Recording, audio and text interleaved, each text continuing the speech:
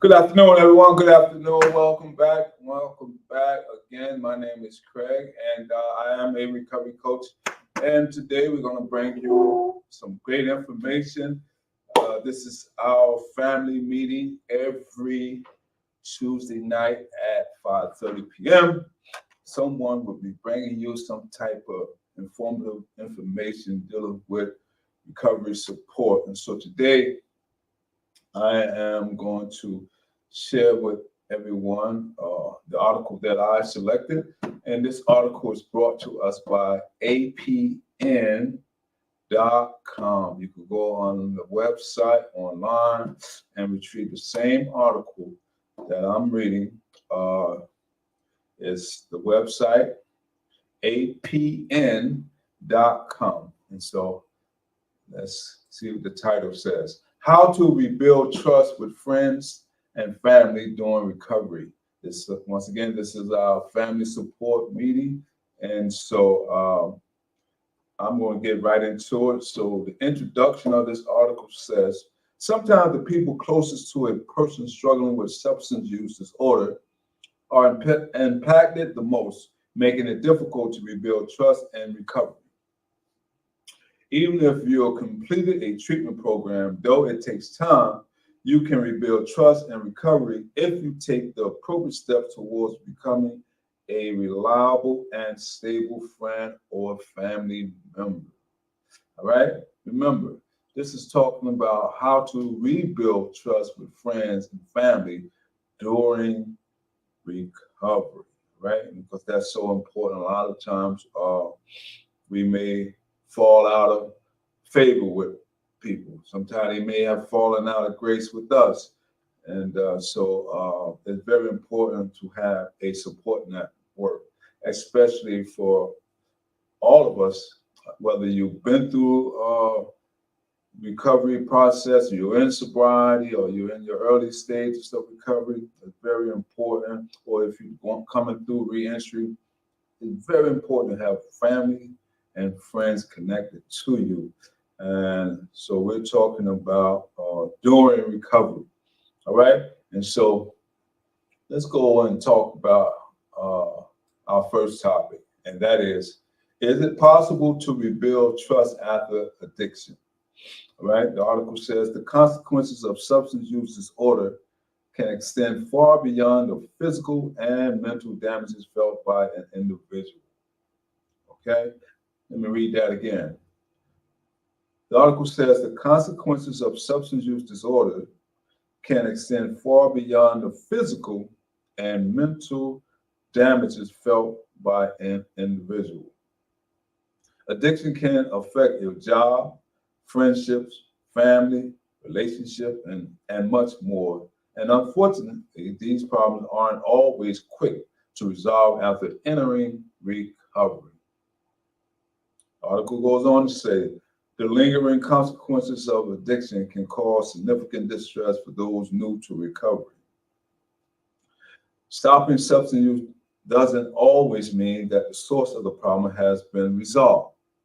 Unfortunately, that's not how recovery works. And the start of recovery can be a difficult path to trust, particularly for the people surrounding you. Accountability and a commitment to recovery can go a long way towards repairing relationships with friends and family. Stop drinking or using is an essential first step, and you should be proud of your work. Still, recovery is an active, lifelong process, and you'll need to address different layers of healing as you progress. All right. So remember, the article says this is an active, lifelong process, and you need to address different layers of healing as you progress. And so the article makes mention is okay, you took the first step of dealing with the alcohol, the drugs. However, there may be some underlying issues that we need to address a little further, a little deeper. All right. So we're going to take a deeper dive and see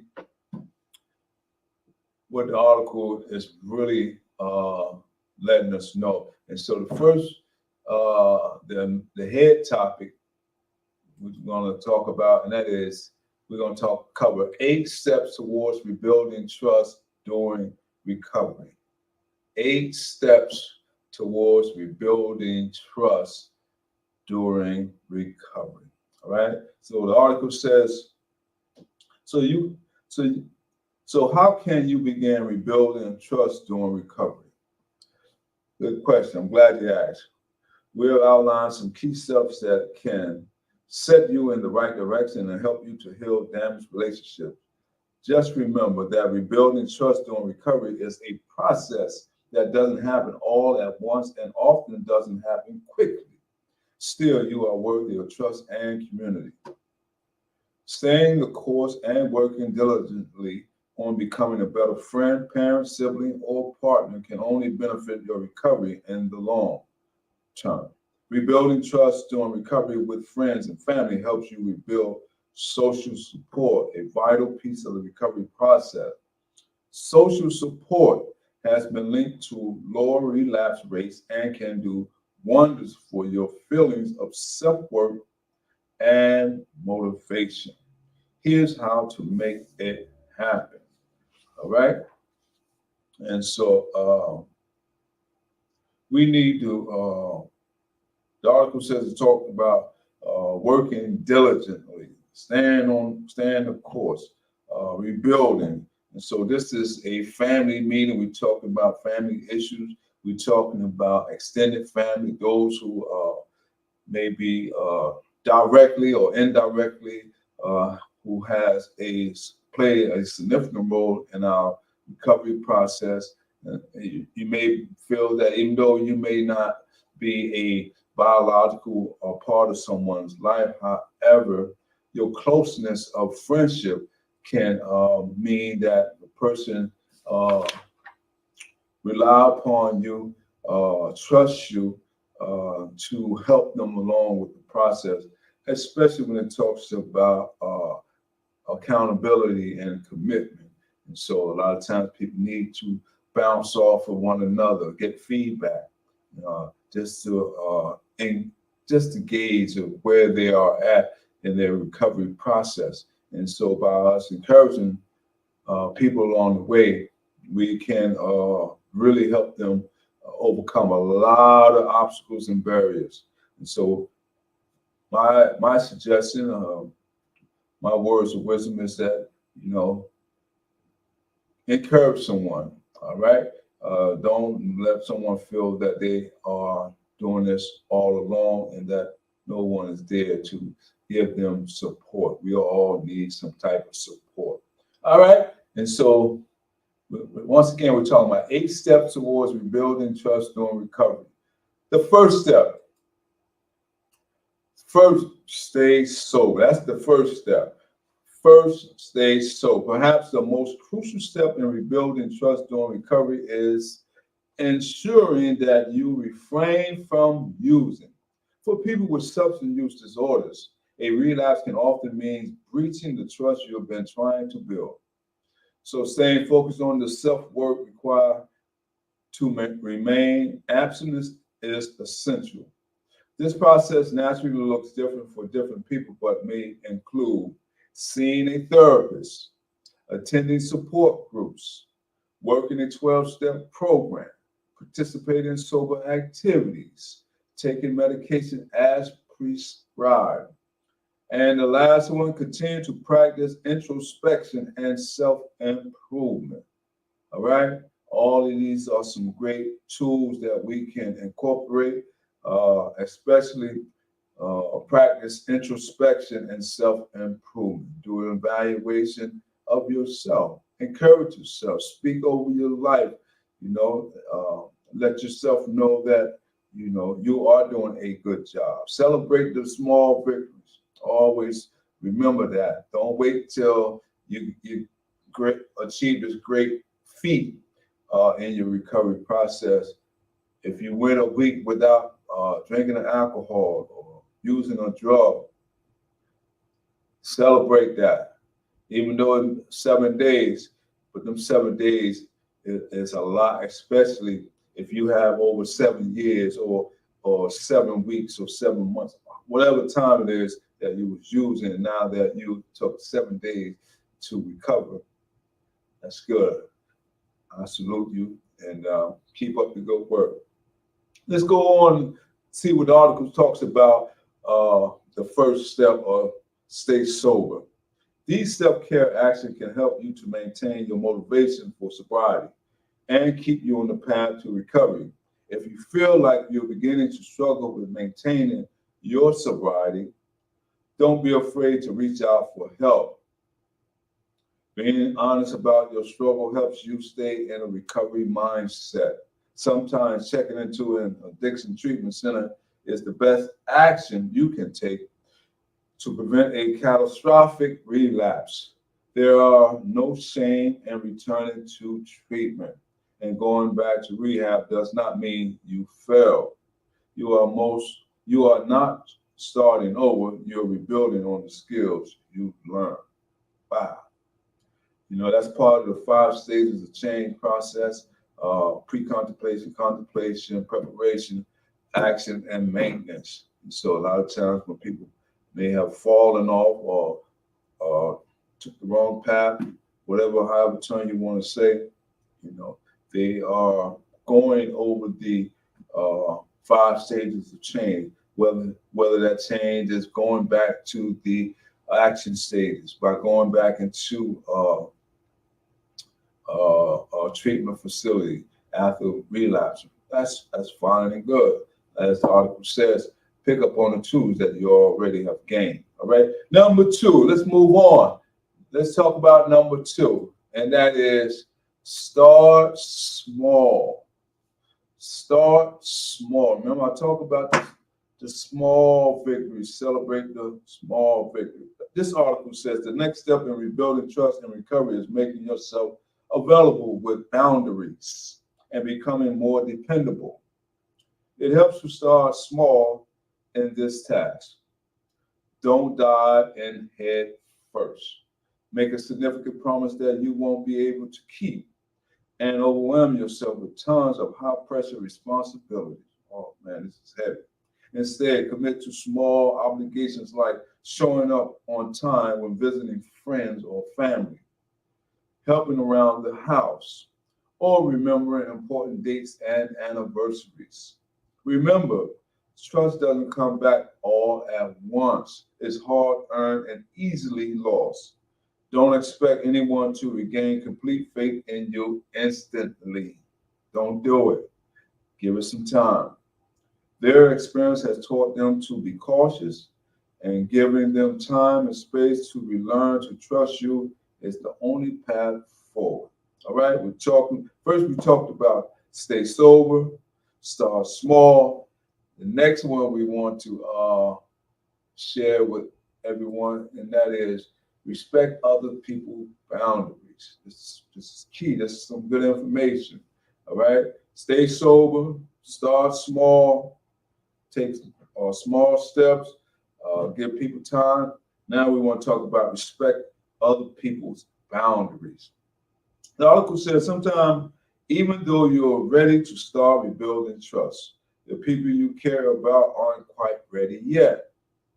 If they're not prepared to meet with you, extend their hand in friendship, or trust you quite yet. You need to respect their boundaries. Pushing yourself on them or trying to explain that things are different now that you're sober can sever an opportunity for you to repair this relationship in the future. Let people know you are committed to working on yourself. You know you have a problem. You are sorry you lost their trust, and you're committed to earning it back. Be honest about how you may cause harm. Let them know you're willing to give them the space and time they need to heal, and then really commit to honoring their space. All right? So don't force yourself on no one, because if you have caused some hurt, harm, or damage, you don't want to sever an opportunity by pushing yourself on. Give people space, respect their boundaries, and just give people time. All right. So the next one is, so we're talking about, we just went over the 8 steps towards rebuilding trust during recovery. So we're on number 4.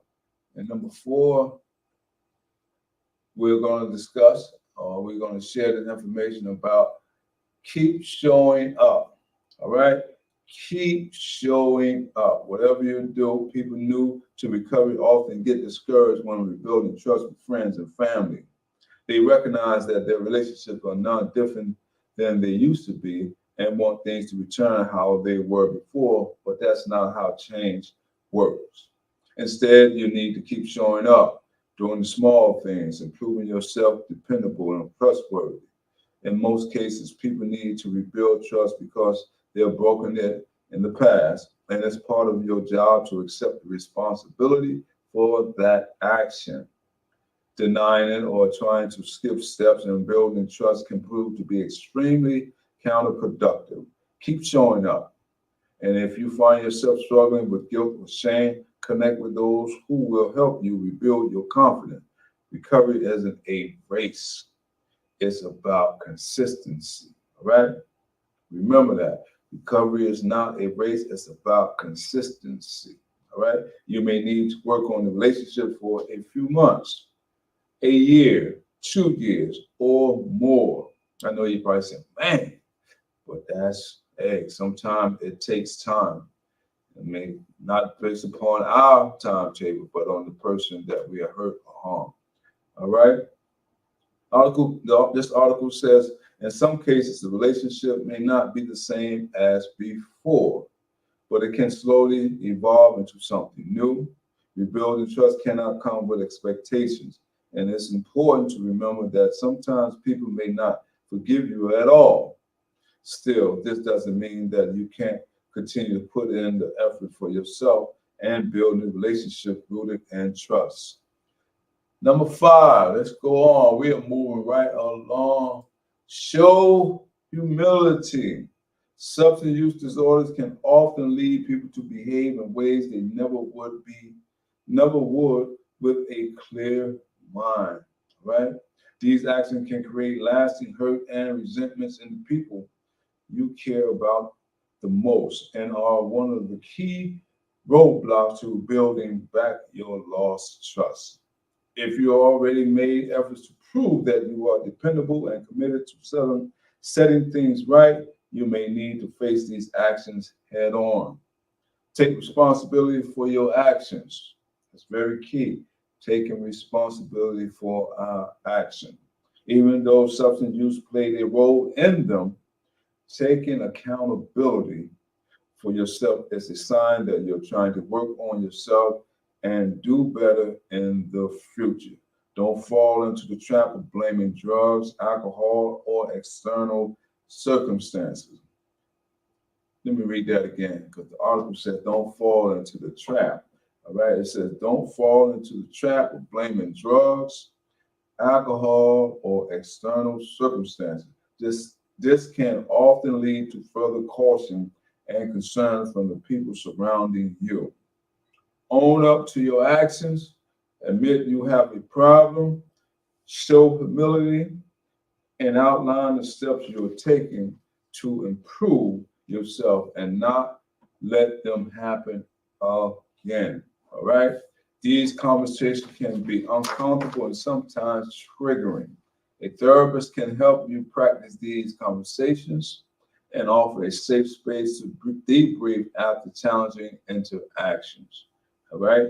And so that's why it's always important if you feel the need to get help, always take the advice. Uh, Majority of the time, you put a stuff saying always, majority of the time, but if you're in need of professional help, let me put it like that. If you are in need of professional help, seek professional help. People can, friends and family can give us advice, but when it comes to medical advice and therapeutic advice, we need to go to a professional person for that, who are skilled in that field of area of concern. All right. So it says these conversations can be uncomfortable and sometimes triggering.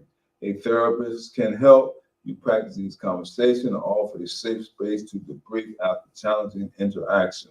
Number 6. This is key right here.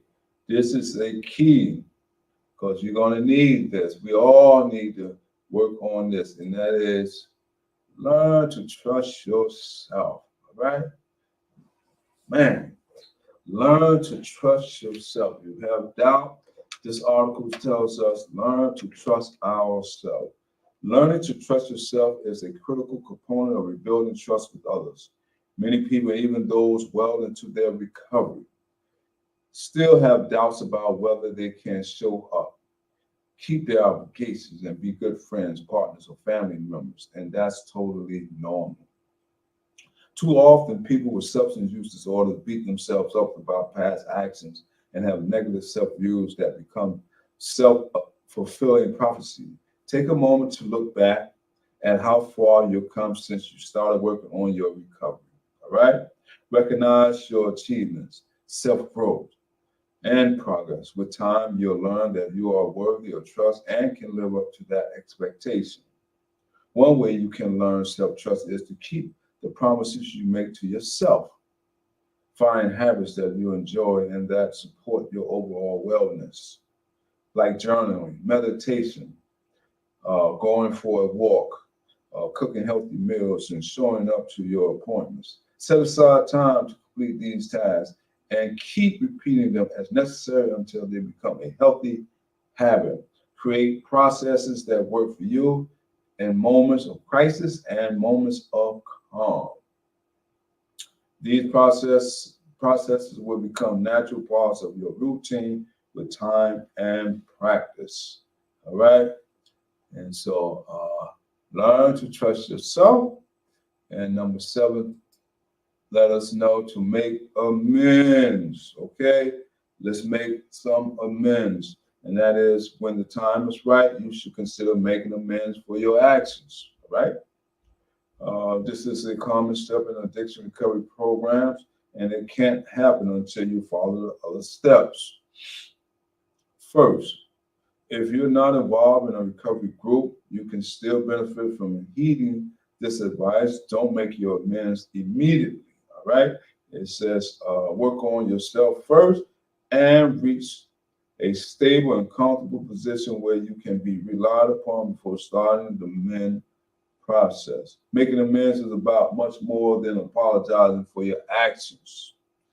It's owning up to your part in past hurt and attempting to set things right any way you can. For example, if you damage somebody's property during your addiction, you can offer to replace or repair it for them. All right? If you borrowed money that you haven't been able to return, pay it back when you make amends. All right? So these are some tools that we can utilize. All right? If we damage somebody's property, offer to repair it or replace it. All right? And so don't be afraid to make amends. You owe somebody some money you haven't had opportunity to pay. When you get the job, you get employed, put some money aside. When you come to apologize and make amends, say, here you go. I know it's been a long time. And if you have a little extra, give them a little extra, showing good faith. People, that goes a long way, all right? That's just for me. All right. The article says a good place to start is to ask yourself, friends and family, how you can make things right. Be prepared for tall orders and consider your boundaries before you commit. If you don't have thousands of dollars to pay back yet, ask how else you could be of service. Good alternative. Sometimes there's nothing that can be done to make things right, and that's okay.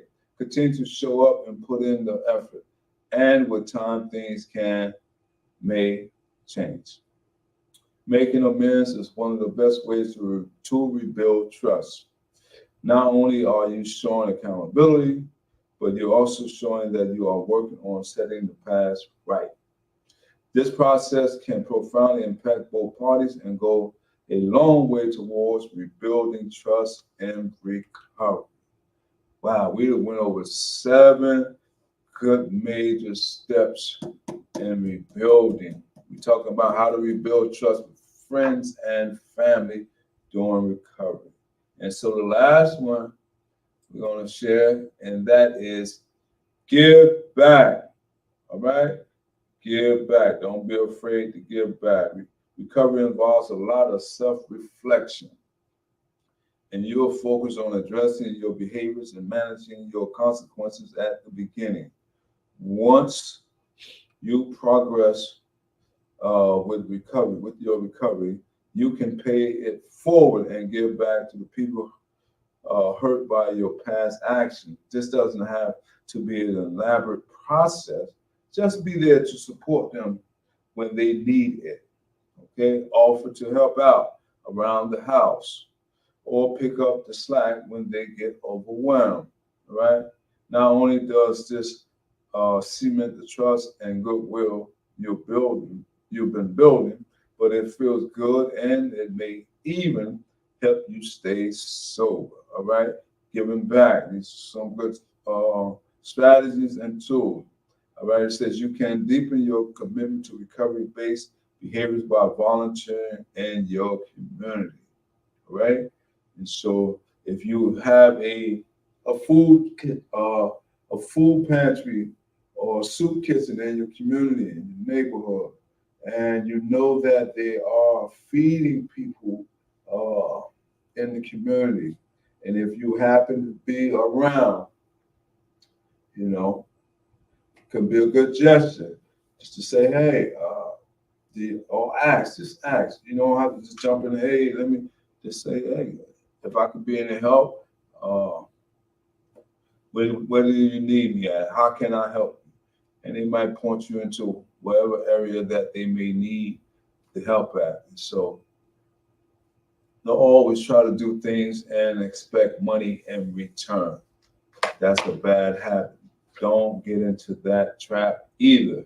All right. If you're going to do something and you know you're doing it from the heart, let it be from the heart. Okay.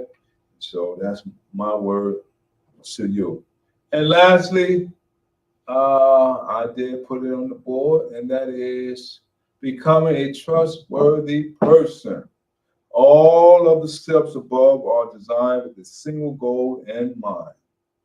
A person who is worthy of trust by demonstrating that you can keep your obligations and commit and communicate openly with those you care about.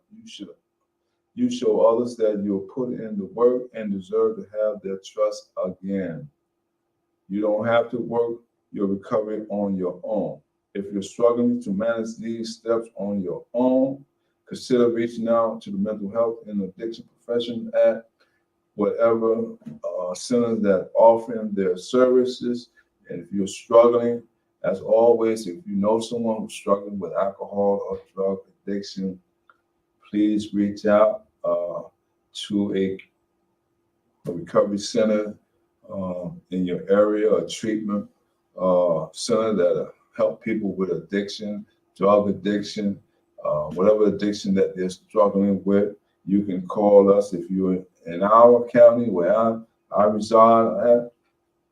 Please reach out 856-391-7449. And we are recovery coaches. We are not counselors. We do have a counselor that's here with us if that's what you need as well. However, our goal is to direct you and link you up to the services that you requested. All right. Until the next time, stay safe. Let us know what do you think about the broadcast. All right. I hope to share some more with you.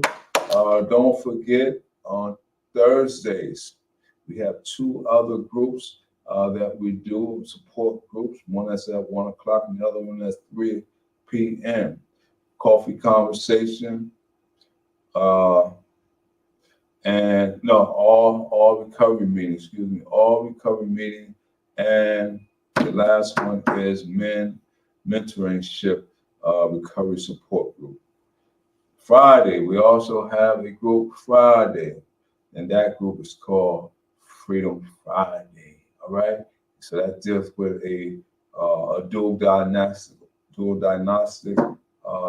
approach, and so just be looking out for more information on your social media outlets. Until then, take care. My name is Craig.